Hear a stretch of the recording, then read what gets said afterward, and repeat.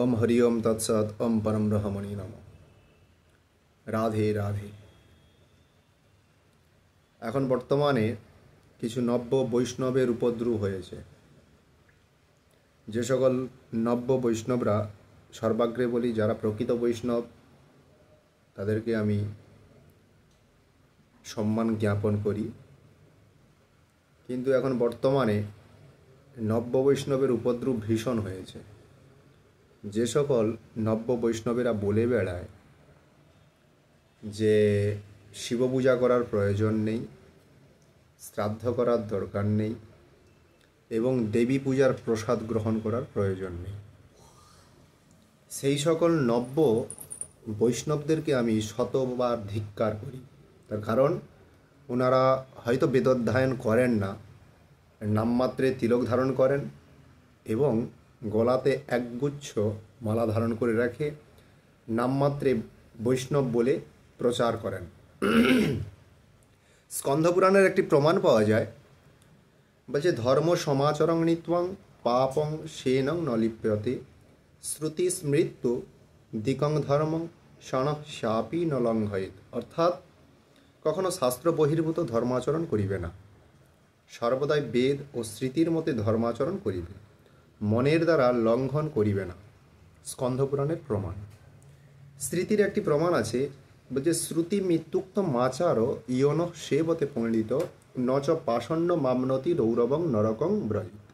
অর্থাৎ যাহারা শ্রুতি স্মৃতি ও পুরাণাদি মানে না, তাহারা কখনো বৈষ্ণব হতে পারে না, তাহারা সর্বদা অবৈষ্ণব বলে পরিচিত হয় এবং অন্তিমকালে পাষণ্ড রূপ ধারণ করে রৌরব নামক নরকে বাস হয়।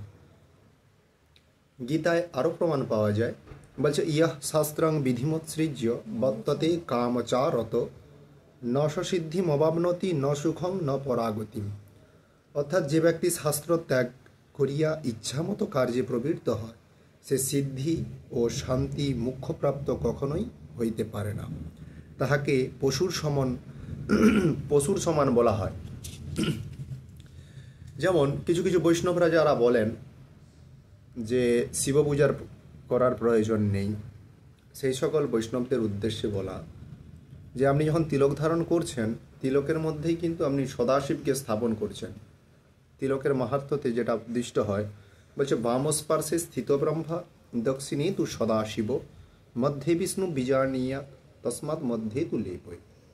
অর্থাৎ আপনি বামস্পার্শে ব্রহ্মাকে স্থাপন করলেন, দক্ষিণে সদাশিব এবং মাঝখানে বিষ্ণু আছে। তো সেই সূত্রে আপনি যেহেতু ললাটে সদাশিবকে ধারণ করতে পারেন, তাহলে আপনি শিব নিন্দা করেন কি করে? এক নম্বর। দ্বিতীয়ত, যারা প্রকৃত বৈষ্ণব এবং বৈষ্ণবের চূড়ামণি বলা হয় শিবকে, পরম বৈষ্ণব, তো বৈষ্ণব হয়ে বৈষ্ণবের নিন্দা কখনোই করা উচিত নয়। এবং যে সকল ভণ্ড বৈষ্ণবেরা বলেন যে আমি দুর্গা পূজার প্রসাদ গ্রহণ করি না, কালী পূজার প্রসাদ গ্রহণ করি না, শিব পূজার প্রসাদ গ্রহণ করি না, সেই সব বৈষ্ণবদেরকে আমার শতধিক।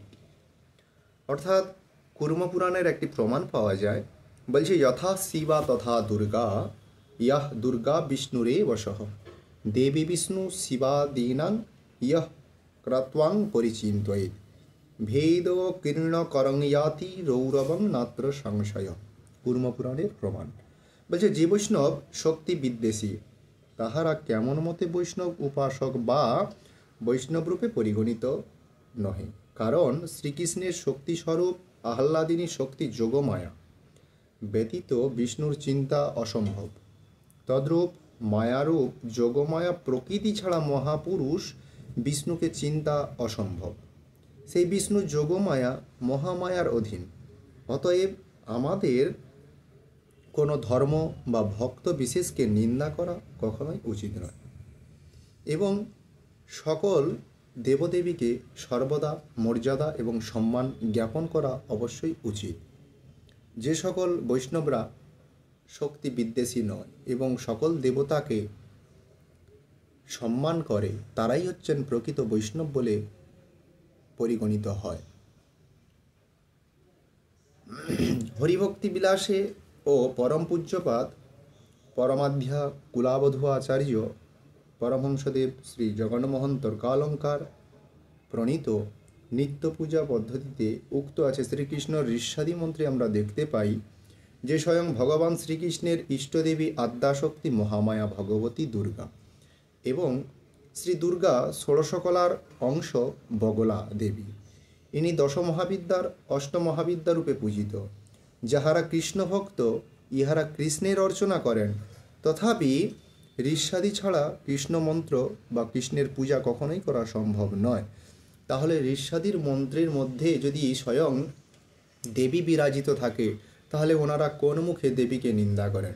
তার থেকেও বড় কথা হলো, যে দেবীকে নিয়ে অবহেলা করছে, তুলসী তো একটা দেবী, সেই কণ্ঠদেশে আমি যদি তুলসী মালা ধারণ করে রাখতে পারি, দেবীকে গলায় রাখতে পারি, তাহলে দেবীর প্রসাদ খেতে এত বাধা কেন, এত ফাটে কেন ওইসব বৈষ্ণবদের? তো সেই প্রেম সে বলো রাধে রাধে।